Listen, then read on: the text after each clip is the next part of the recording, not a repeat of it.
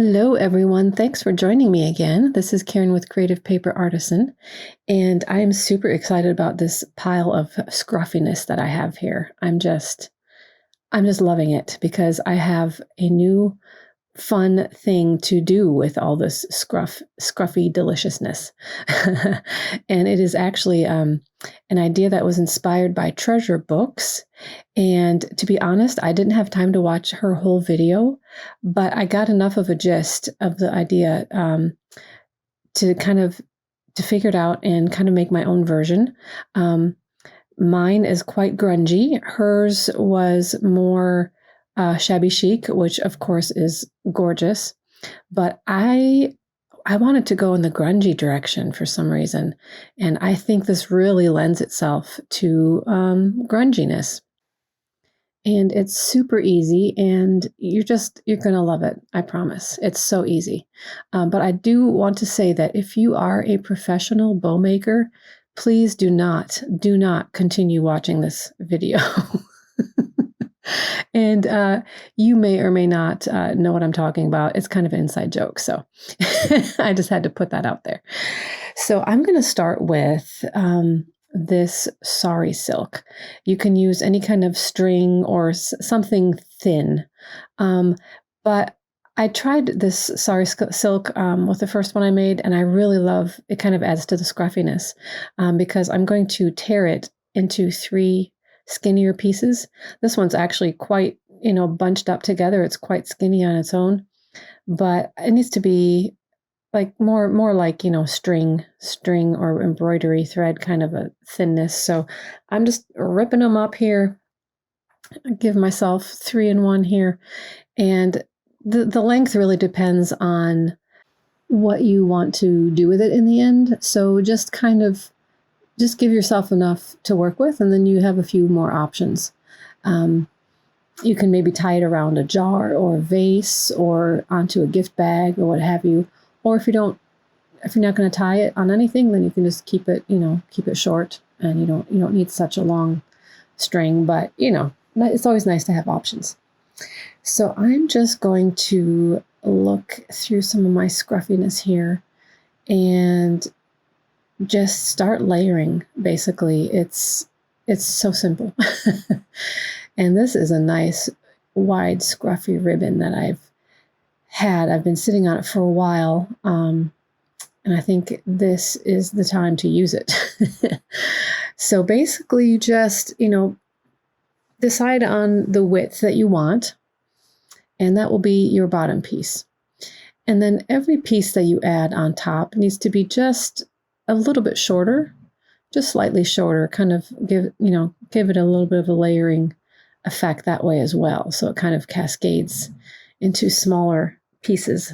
I'm going to scruff the edges up too, because I'm telling you, this is scruffy and grungy at its best. I am loving this. It's actually kind of therapeutic too, to get things all scruffed up and grunged up. So I'm just going to layer that on there. And let's see what else. I really like adding book pages to anything that I can. So I believe that I will be adding a book page next. Yes, I'm going to tear off the edges here just a little bit more to give it some more scruff.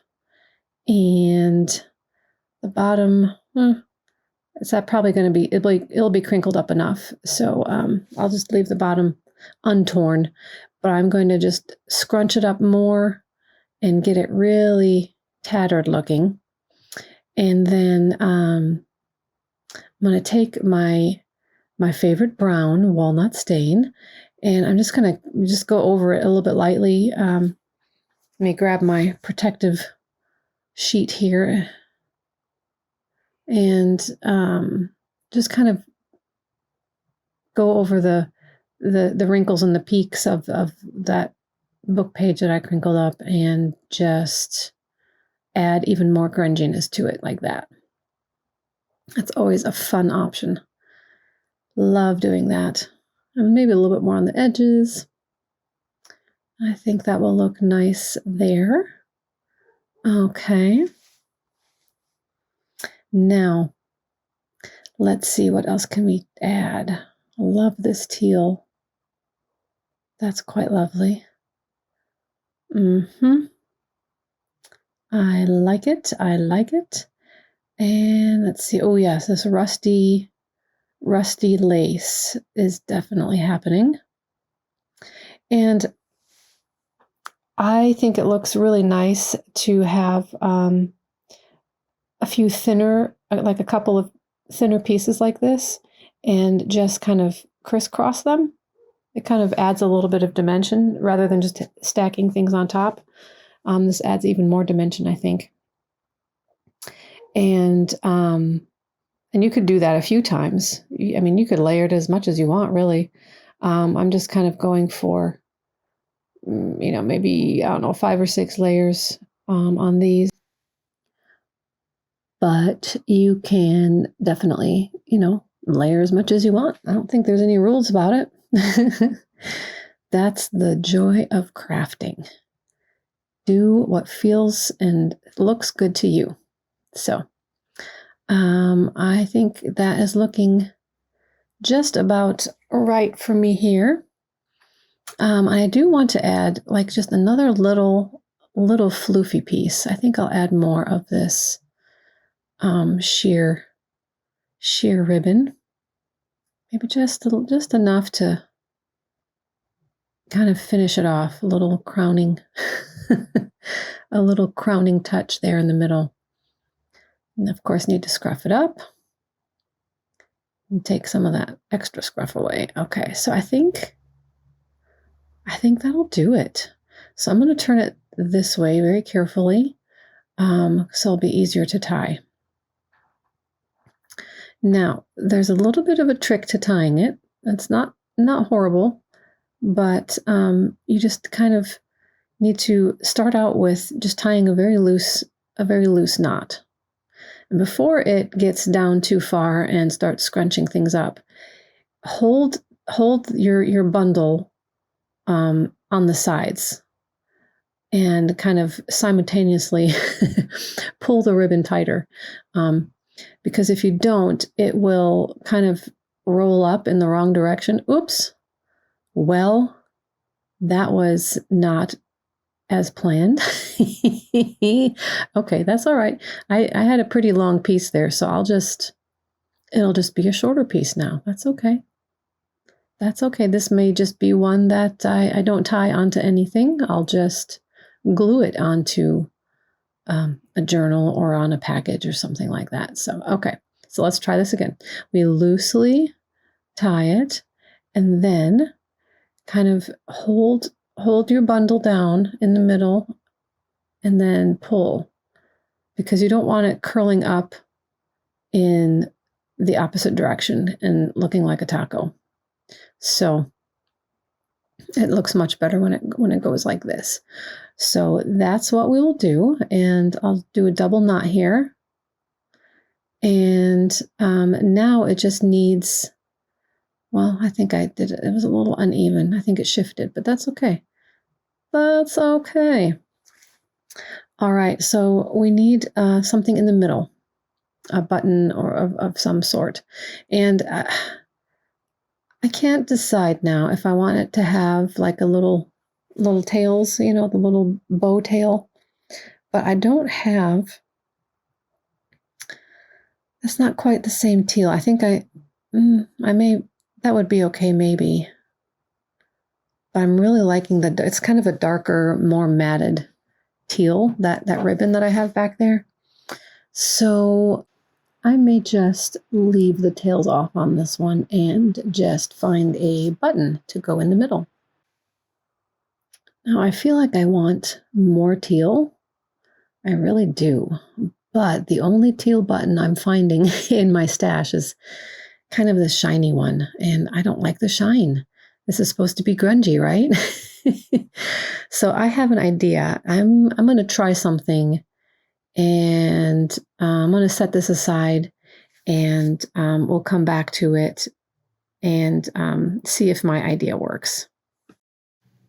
Okay, so now I'm going to keep playing with this scruffiness, and I'm going to definitely incorporate this into my next one. Not sure if I need to make a bigger one. This is really strong and sturdy, honestly. I mean, it's rippable. It's tearable. Tearable, not terrible. But it's actually still has some strength to it. So I really like it. I'm not sure what it's called. There's probably a name for it. But I'm just going to keep playing here for a minute, and I will speed up the video so that you don't have to watch the process in slow-mo or normal speed. But I do want you to kind of see the different combinations that can happen. So fasten your seatbelts, grab a drink, and enjoy the show.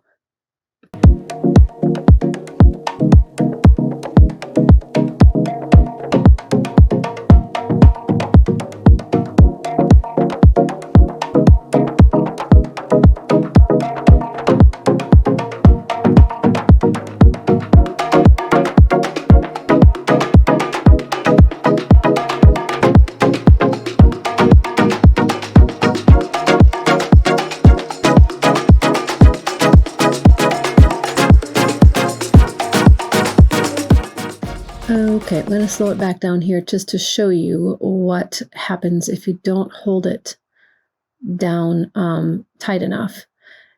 It wants to curl up, and it kind of ends up curling up like a taco like this, and it just doesn't look as pretty. It can curl, but it needs to curl down, not up. So I'm just going to loosen this up again and try to get a better grip. But since it's kind of already started curling in that way, I think I'm going to have to be a little bit more ambidextrous and just kind of try to, I may have to work with it from the bottom and kind of try to curl it, kind of manipulate it from underneath. Now that it's kind of done it the wrong way once, it's harder to get it to go the right way once it's gone the wrong way once, I've noticed. So, but that's okay. Now, I just kind of push from the bottom to kind of curl it up. So I think that's looking much better. So I can leave it at that and just do a double knot and just keep moving on.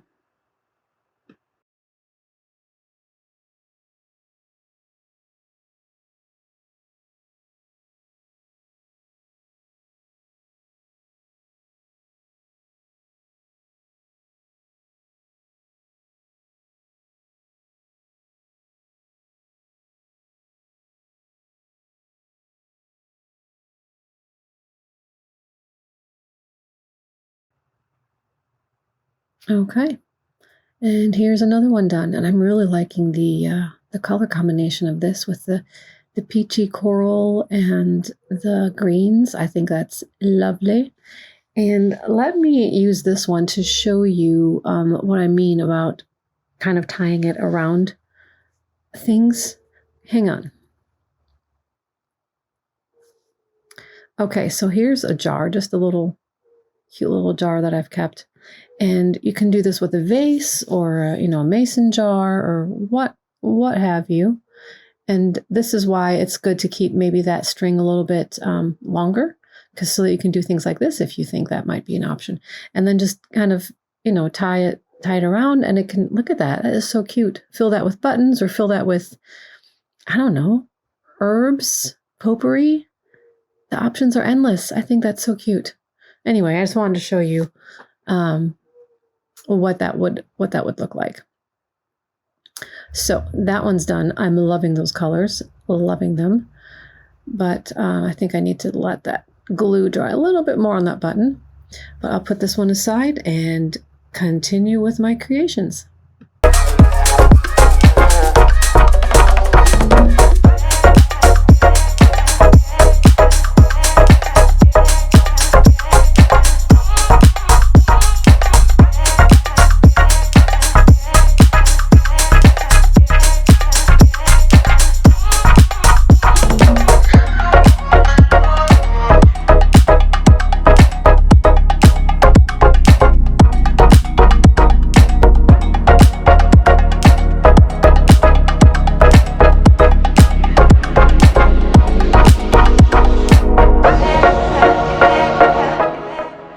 for this one, I want to give it more of a tail with that same sari silk, but I want to keep it have it be a little bit wider.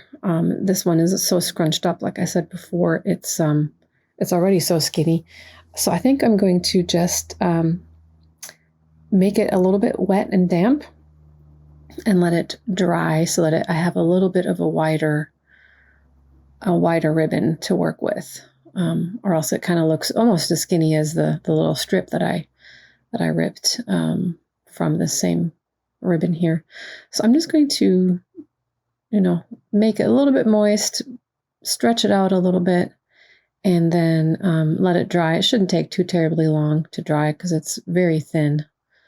Very thin. I just love sari silk. That's got to be one of my favorite things to work with. Love it. Love it so much. So I'm just going to kind of fold it in the way that I feel like I'm going to use it. Fold it in half a little bit there, and then just let it dry while I continue to work on another one.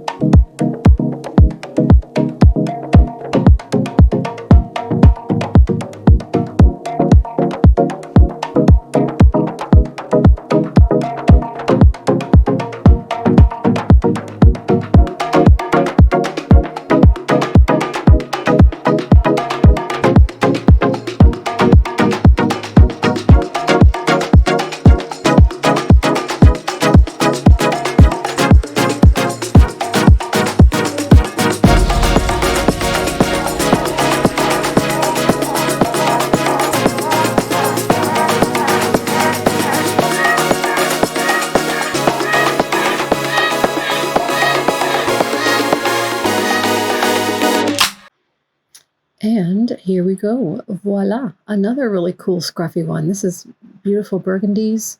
This might be a nice Christmas bow. I like that.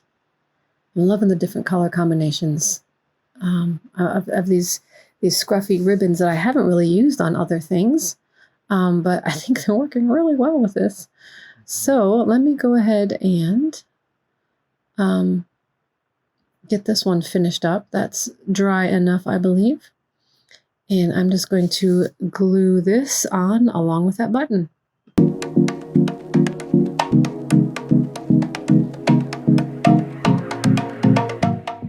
All right. Okay, we'll set that aside. And let me come back to this one. What I tried to do to get the shine off, I put some Mod Podge on this button. And I'm hoping it'll pick up some of the brown ink, but I don't think it's still quite, it's not doing it for me. So I'm just going to stick with this lovely grungy copper colored button, and it's actually plastic, so I can easily cut that little bobble off to give me more of a flat surface. So I think I like that. I was just so determined to have a teal button, but it just not working for me. If it was like a scruffy wood one, that would be awesome, but I do love my copper, and so this copper colored button I think will be just lovely, just as pretty, and will definitely lend itself to the look I'm going for. Okay, let me grab all of my scruffy treasures. I am so excited. The green one here is maybe bordering shabby chic a little bit, which is lovely. The other ones are a little bit more scruffy. But this was my first one. And look at that. I just love the scruffiness. Do you find scruffiness delicious too? Well, thank you again so much for joining me. And if you have not yet subscribed, I would be honored if you did. Subscribe, like the video, comment below. And I will see you all in my next video. Thanks again. Bye-bye.